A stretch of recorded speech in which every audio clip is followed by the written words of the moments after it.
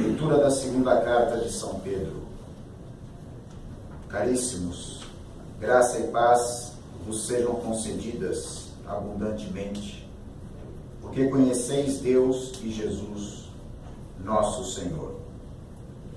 O seu divino poder nos deu tudo o que contribui para a vida e para a piedade, mediante o conhecimento daquele que pela sua própria glória e virtude nos chamou.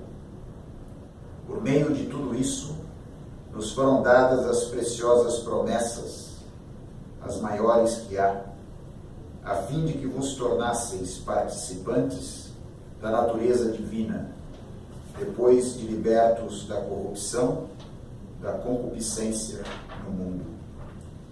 Por isso mesmo, dedicai todo o esforço em juntar à vossa fé a virtude, à virtude o conhecimento, ao conhecimento o autodomínio, ao autodomínio a perseverança, à perseverança a piedade, à piedade o amor fraterno e ao amor fraterno a caridade.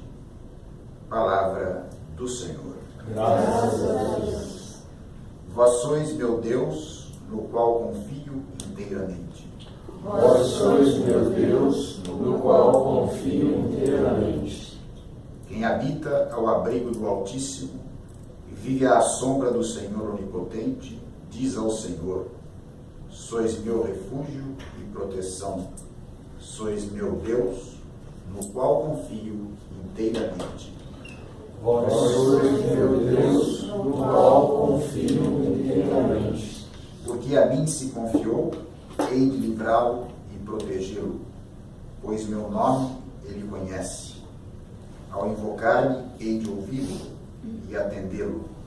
A seu lado eu estarei em suas dores. Vós sois meu Deus, no qual confio inteiramente. Hei de livrá-lo e de glória coroá-lo. Vou conceder-lhe vida longa e dias plenos, e vou mostrar-lhe minha graça e salvação. Vós sois meu Deus, no qual confio inteiramente. Aclamação ao Evangelho. Aleluia, aleluia, a minha alma abrirei. Aleluia,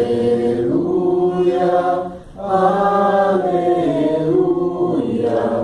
Cristo é meu Rei. O Senhor esteja convosco. Ele está no meio de nós. Proclamação do Evangelho de nosso Senhor Jesus Cristo, segundo São Marcos.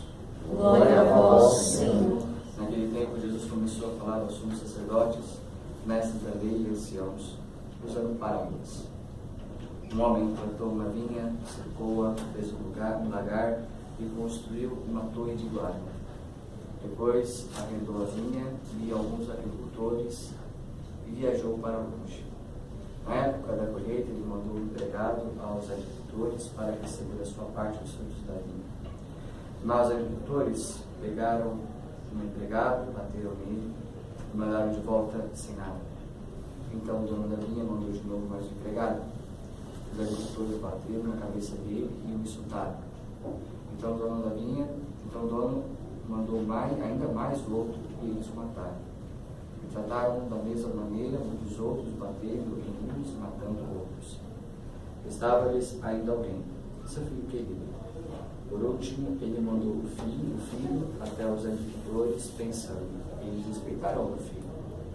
Mas aqueles agricultores disseram aos outros: esse é o herdeiro, vamos matá-lo, e a herança será nossa.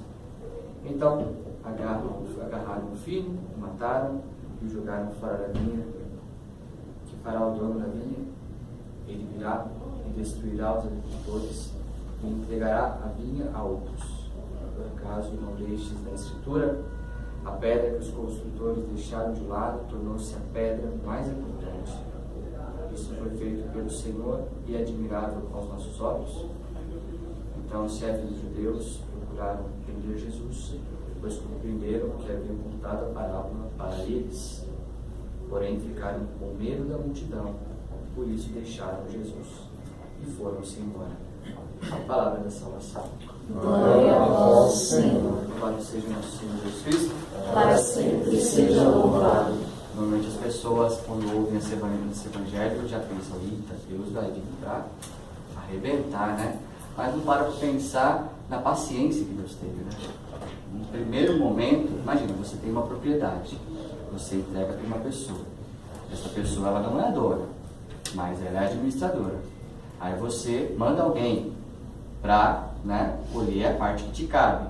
Essa pessoa vai e mata outra pessoa. Você já fica louco, já vai fazer o que tinha que fazer. Deus não. Deus manda um, Deus manda outro, Deus manda outro, Deus manda outro, depois manda o filho. Aqui está a misericórdia do Senhor, a imensa paciência que o Senhor tem. E ainda por cima ele pensa quando manda o filho, eles mataram, mas agora eles vão respeitar. Ele tem um olhar positivo ainda, frente àquele que já manifestou a sua maldade. E essa maldade que vem muitas vezes da falta de consciência, que na virtude que está falando, na virtude do autodomínio. O autodomínio é eu saber o que eu sou, né? E do que eu sou capaz de fazer, seja de bem ou seja de mal. E o que muitas vezes falta, em tese, é isso, a falta da consciência do quanto se é dependente, né? E por causa de eu querer ser mais do que eu sou, então eu acho que eu tenho que dominar tudo, eu acho que eu tenho que controlar tudo, eu acho que eu tenho que ser o dono de tudo, ainda que esse tudo não seja meu, ainda que esse tudo não corresponda a mim. Eu só sou um administrador, isso aqui não me pertence, esta família não me pertence, esse trabalho não me pertence, as pessoas com as quais eu me relaciono não me pertencem, a minha vida não me pertence. E quando você tem essa consciência muito clara e, pelo contrário, uma falta de consciência absurda desta realidade que nós somos, nós vemos casos como este que acabamos de ver, uma menina sendo violentada por 30 homens. E o que esses homens têm na cabeça? Eles não têm a consciência do outro. Eles se acham tão dono de tudo e de todos que não interessa se é uma criança. O que importa é eles dominarem. E esse domínio, ainda que sugere destruição, não os afeta. Porque se isso afetasse minimamente, eles pelo menos estariam se entregando, né? Se tivessem a consciência do que fizeram, pelo menos agora, na cabeça deles, teriam a ciência de responder pelo que fez. Mas essas pessoas não chegaram neste ponto final. Eles não começaram já estuprando ninguém. Essa falta de consciência da sua limitação, e por isso você não pode se colocar como o dominador de nada nem de ninguém e de coisa alguma, porque você não é. Esta falta de consciência já se manifestava em pequenos atos. Uma avalanche nunca vem de uma avalanche. Ela vem de pequenos floquinhos de neve que vão ganhando volumes.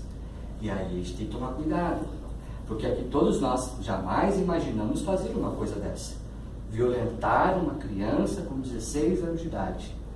Mas quantas vezes nós estamos violentando os outros de outras formas?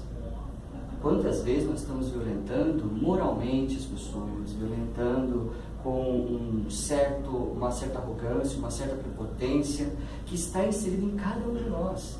E que se a gente não tiver uma vigilância sobre isso, que é exatamente o exercício dessas virtudes que São Paulo está falando aqui, que vai desembocar na convivência fraterna e consequentemente na caridade, se nós não tivermos esse olhar desconfiado de nós mesmos, que muitas vezes estamos nos comportando como dono de coisas e de pessoas nas quais não temos direito algum sobre elas, nas quais não temos de maneira alguma propriedade sobre ninguém, nem sobre nós mesmos.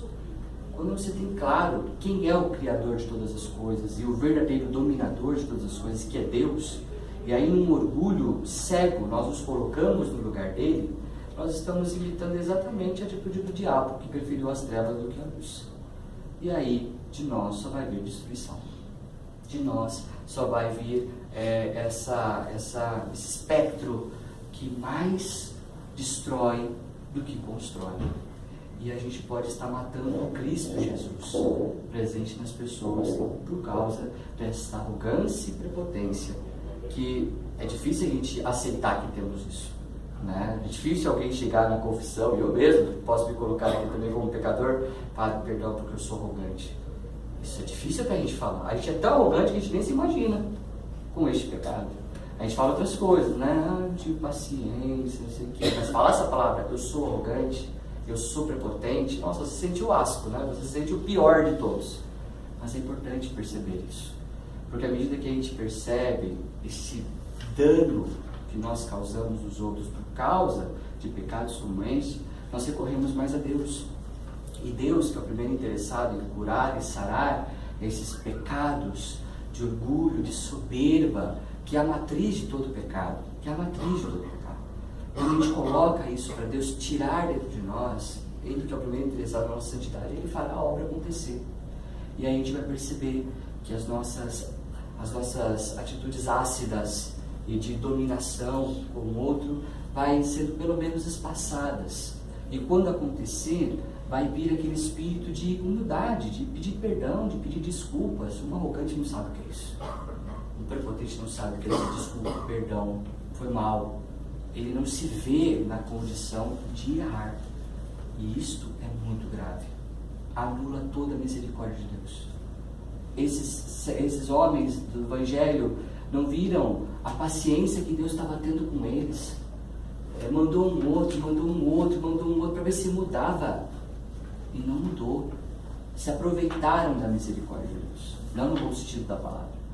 Foram oportunistas frente à bondade do Senhor. Só que nem a misericórdia do Senhor para essas pessoas vai aplacar o momento da justiça. E aí a destruição vem porque essas pessoas já estão destruídas, porque elas mesmas causaram isso. Que nós aprendamos com isso, com esses fatos que estão acontecendo na nossa sociedade, para que nós não repitamos em pequenos atos, mas não porque são pequenos, são menos danosos, que nós muitas vezes estamos praticando com os mais próximos. Louvado seja o nosso Senhor Jesus Cristo. Assim seja louvado.